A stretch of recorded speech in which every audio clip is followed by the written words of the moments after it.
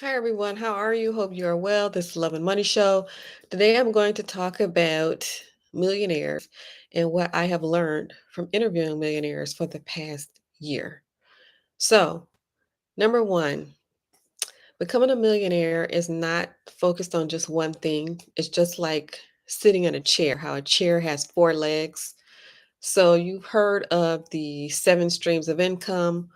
Well, some have even more than seven, some have fewer than seven, but some of the recurrent themes as far as income streams are e-commerce. There's a guy making $1 million a month using e-commerce. That's one leg of a chair. Crypto, there is a guy who is the inventor of FTX who became a billionaire in 5 years doing crypto, exchanging US crypto to the yen. So doing that kind of crypto thing, not just buying and holding crypto, but doing some sort of trading, like crypto futures type thing. And if you want to find out more information on him, just Google the words how I became a billionaire in 5 years using cryptocurrency. You'll see him. His name is Sam. Number three, NFTs. Some form of buying NFTs is another leg of the chair, if you will. Number four, some form of real estate, whether that is buying and holding real estate, letting it appreciate, or doing some form of Airbnb. Airbnb is faster, but some form of real estate. So those are the recurring themes that I see as far as legs of a chair instead of one thing. So, the one thing that people are familiar with is having a job. So, imagine just having that one thing, a job, and then losing your job. Well, millionaires, they don't have just one thing. They believe in this so called chair method, where instead of depending on one thing, you have four things, maybe less than four, maybe more than four. So that is one concept, the concept of multiples instead of just depending on one thing. Another concept, millionaires do not consider being a millionaire a lot of money. So becoming a millionaire is basically the basics. You have reached the first step of becoming a millionaire. So, according to the philosophy of a millionaire, hurry up and get to the millionaire status so that you can get to the real money, which is more than being a millionaire. So that's the second concept, that $1 million is not considered a lot of money to millionaires. Third concept would be terms such as multimillionaire, decamillionaire.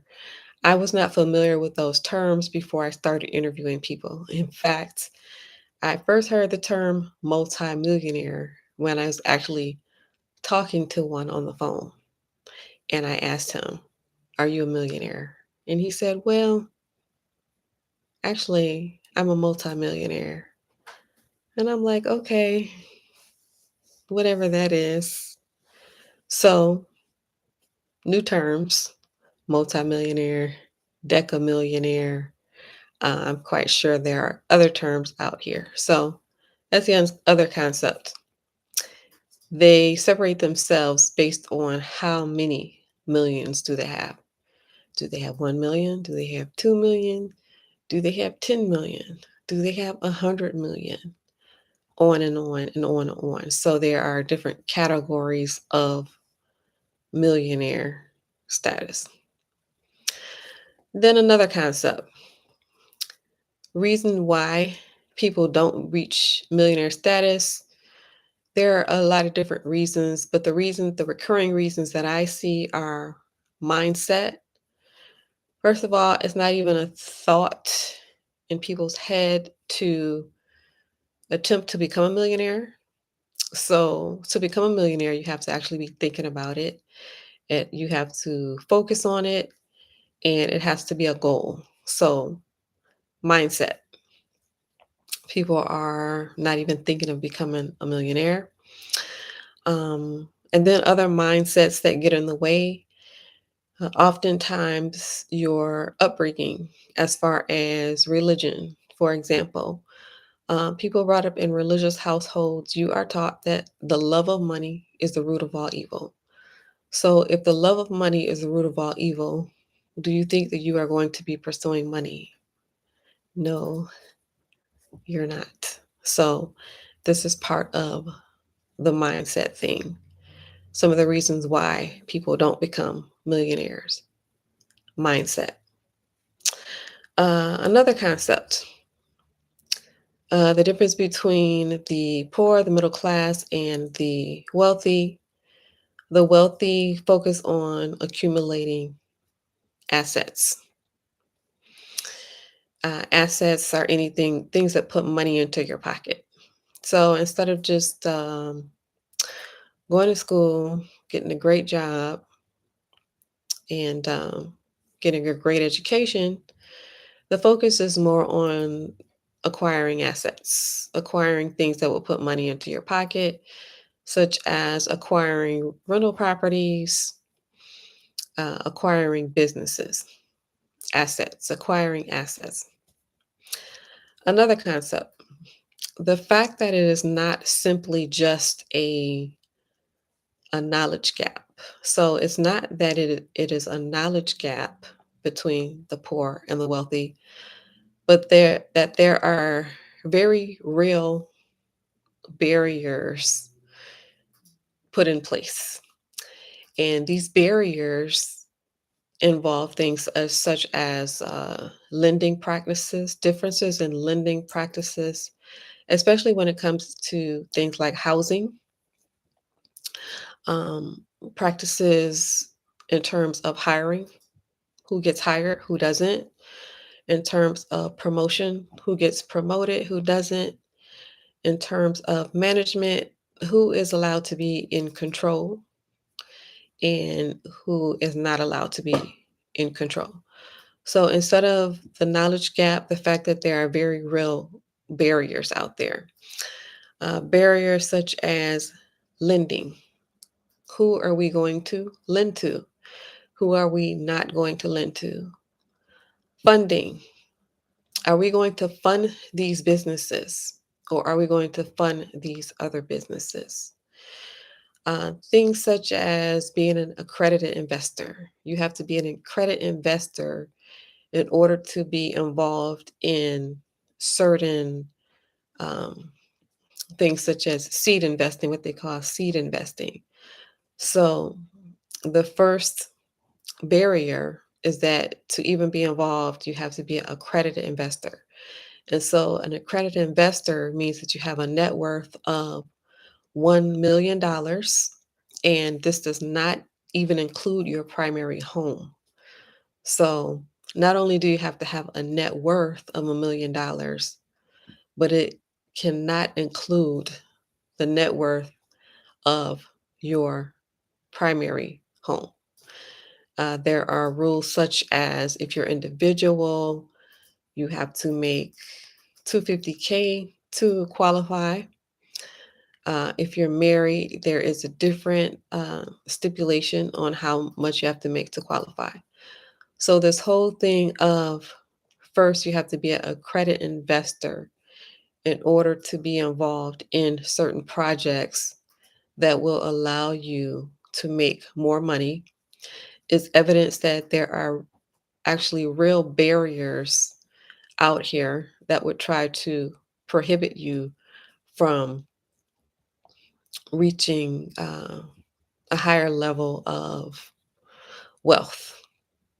So the fact that there is not simply a knowledge gap, but that there are real barriers out here. So that is another thing that I come across as I am interviewing millionaires.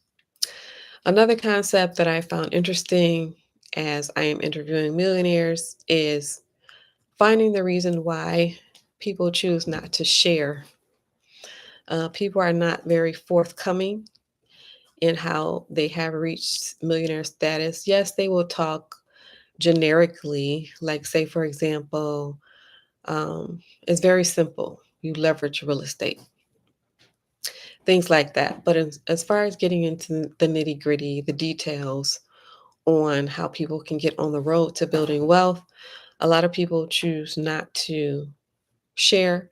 And I'm finding some of those reasons being is that it makes you a target to it makes you a target to as far as the people who are looking at you, as far as jealousy, where some people become jealous or envious of the wealthy. That is for some people. For other reasons, the targeting would be things like robbery, like now you are a target for uh, robbery. Uh, so things like that that would involve uh, safety reasons. Other reasons is simply that they don't want people in their business, that it's more important to maintain privacy than to share and to give back and to help other people. So, those are the kind of things that I'm coming across as I have been interviewing millionaires and multimillionaires for the past year. I plan to continue interviewing millionaires and multi-millionaires because, as you know, your circle is very important. So whatever your goal is, it's very important that you increase your circle toward that goal. So this is the Love and Money Show. If you like the show, please hit the like button. It helps the channel. Please hit subscribe if you're not a subscriber. Hit the notification bell. Leave a comment. Let me know your thoughts. Also, hit that share button. If you know other people who are interested in building wealth, let them know about the channel. Also, tune in on Sundays. Sundays is when I hold the interviews. I interview millionaires, multimillionaires, and entrepreneurs. This is the Love Money Show. Thank you for watching and have a great rest of your night.